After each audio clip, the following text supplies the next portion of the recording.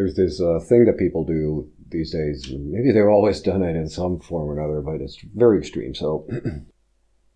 So first you stand there, and then you say, "I don't understand," when someone's speaking to you, and they're using very simple language and very simple terms, and you do this because you know you're wrong. And then you say you don't understand. As a reflex, I think most of the things that people do that are really, really dumb or seem really, really dumb from the outside is that it's like a reflex thing, like a survival instinct.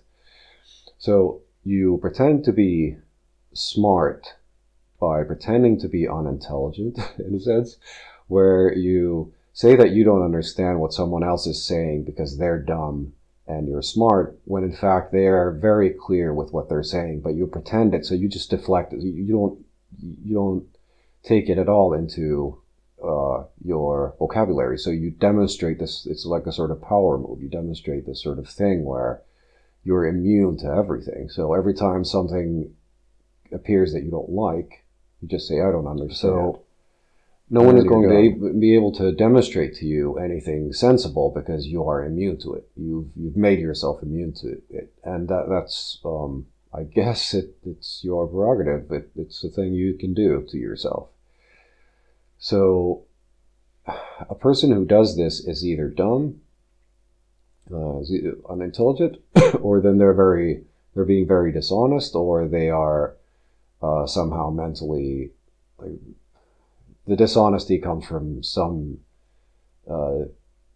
deep kind of ego protection that it's a thing for a psychologist and it's not for logical discussion. So you have excluded yourself from the pool of people that should be listened to and really should be spoken to until you can reciprocate, until you can say, until you can explain yourself, and until you can admit to like the very basic essences of discussion and logic and things like that. So it's gaslighting in a very I would say very dishonest, very dishonorable way, and it just makes everything pointless because the only thing that will happen out of this is a conflict, because communication is no longer an option.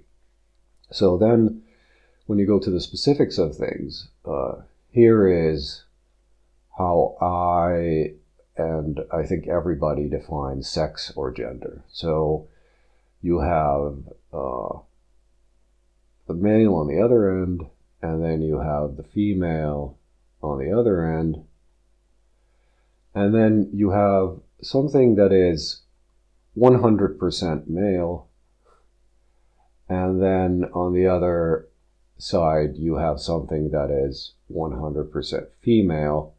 And since humans share a lot of common things regardless of their sex or gender, you can exclude all those, like your basic human form. So over here we have most people. Most people are going to be around here.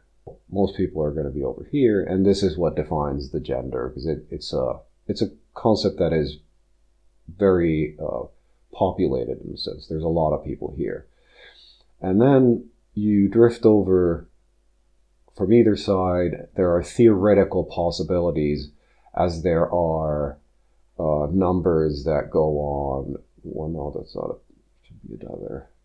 Numbers that go on to infinity. So if you really, really, really want to go theoretical, you can theoretically go to infinity with the number.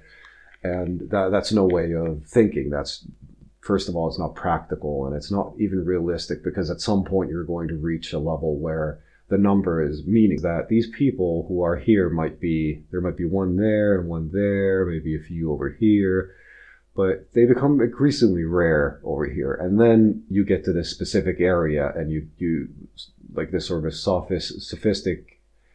not sophisticated, but sophistic question is, well, where exactly is it? And it doesn't really matter. It's in this area. Everything in the universe works in this fashion. So even let's say atoms, electrons work in this matter. That's how just things are comprised, or what they're comprised of is this type of a system.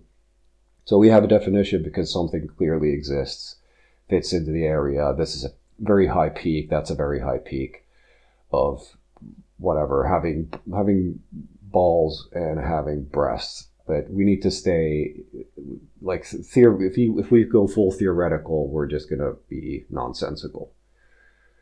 And this is a concept definition. So again, you don't draw, it's dishonest to draw a circle here and say, I don't know what these people are talking about. Look at my circle. It just doesn't make any sense. So here you have a concept of anything really that exists. So you have to, of course, show it to be true. So you can say men have testicles, for example.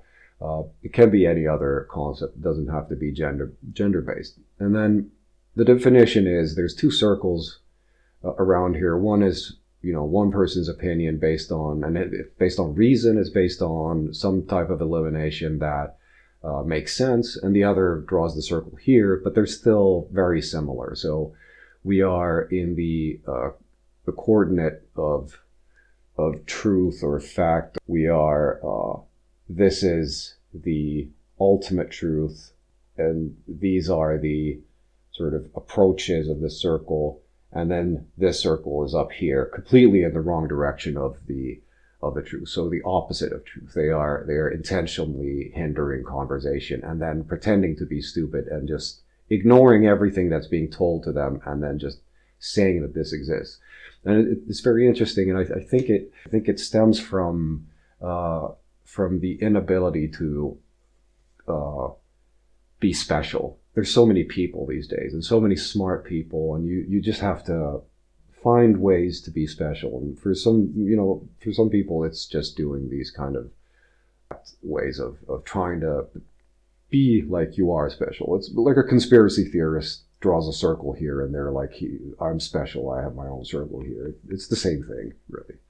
Same psychological trigger, or same psychological need, I would imagine.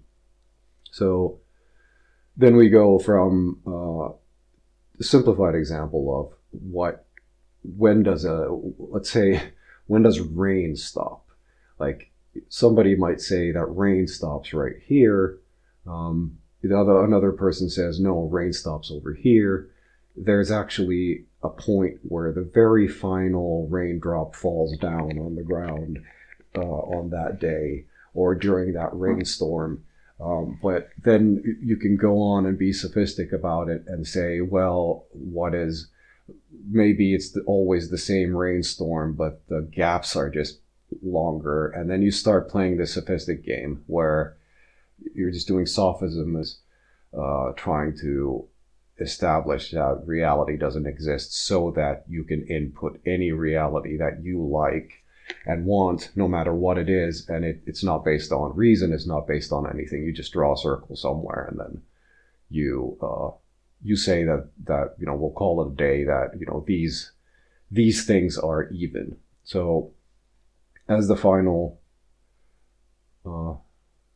point is that we sort of strive for perfection, and we know that we won't reach it. And in the very minuscule, like in the quantum world, the certainty becomes sort of abstract in a sense, but it doesn't mean that it doesn't exist. It's a cluster. It's a statistical thing in a sense, where you draw a circle and say, this is the thing. And then if someone asks, well, is it here? It's like, well, sort of. It's also here and here, but it's such a small space that you can confine it here and say that this is something. So then you have people who aim for reality, aim for truth. They go that way. They might go the wrong way sometimes. People are wrong, but they are trying. So this one is more right than this place and this place, because this description has more, it encompasses more reality than these do. And it definitely encompasses more reality than this one, because this is trying to describe the opposite of what this is while claiming that it is this. So there is this sort of coordinate of truth where we know that something exists as a concept, and then we try to strive to describe it in the most accurate way, knowing that there will always be some different descriptions of it, but they are, when they are based on reason, if they are based on reason, they're all going to be, around this area where the definition becomes practical and useful, and it makes sense, and it's logical. So if you want to communicate it, you have to be logical. If you do not speak logic, if you do not use logical terms in your communication, it's pointless communication. So you are doing gibberish. As a final point, you have a person who's here and he's very knowledgeable on things and the terms, and he's trying to explain what's happening, and then he has a discussion with someone who disagrees a little bit, but they're both making sense to each other, and maybe their disagreement is on the way that they personally live life. That could be one of the major sort of disagreements between these two people, and they you put them over here, and if a person exists over here, it has zero effect on the validity of these things. It doesn't pull these things back, because anti-reason and anti-logic and gaslighting and sophism tricks they don't contribute anything to this. He has been excluded from the conversation. Now, the trickery that people use to counter this, to get themselves reinstated, is they say things like, well, sometimes in history, people have been right, and everybody thought they were wrong, which is completely, the statement is accurate, but it has nothing to do with a person who deliberately does things wrong. Goodbye.